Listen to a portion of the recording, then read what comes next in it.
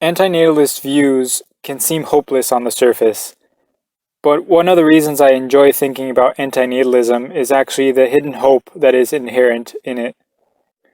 Believing procreation to be unethical and promoting it to be acted upon voluntarily by everyone leads to one logical conclusion: human extinction. At first, this sounds grim, but this is likely because many people have been conditioned to believe that hope lies in the perpetual continuation of life. This, of course, ignores that suffering is intrinsically tied to life, and even if one thought life continuing indefinitely is good, the eternal propagation of life is simply not the most likely outcome.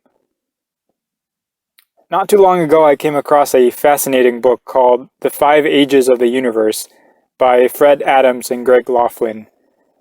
The authors basically set out to map the entire lifespan of the universe and go through what physics and astronomy predict will happen.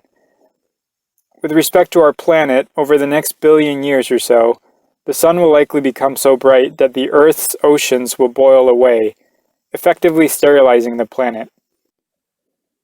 Assuming humans are still around and not moved elsewhere, that will mean the extinction of humanity. Over the following 4 to 5 billion years, the sun will likely engulf Earth, completely incinerating the planet. But even if sentient life is living somewhere else, eventually after 10 to the 34 years, protons are predicted to reach their half-life. That means the very composition of atoms will disintegrate, and no life will survive that.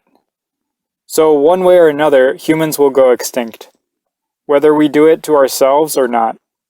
Of course, the manner humans get to that point and how quickly we get there matters a lot, since that determines how much suffering there will be in the interim.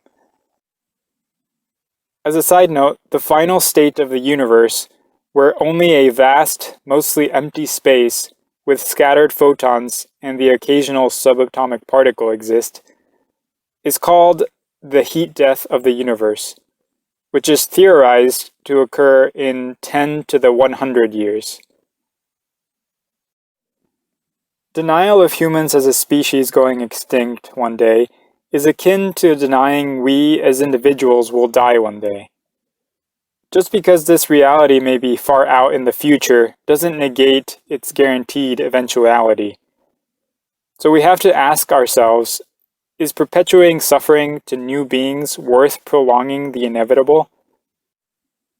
We can have reasons for ourselves to continue living as individuals because we are already existing, but it's very hard to justify ethically bringing others into being to suffer just for the sake of stalling extinction. Thinking about the massive timescales I mentioned is really intriguing, but the reason why this subject is so hopeful to me is that it will mean suffering will end one day. And we can, through our own individual decisions, help end this suffering sooner. That is such a comforting thought. It's how I like to frame antinatalism, as a powerful tool that can provide an end to suffering in a humane and rational way. Most likely, none of us will witness how this actually comes to pass, but I think hope is still useful and motivating in the present. This is one of the reasons I don't ultimately consider myself a pessimist.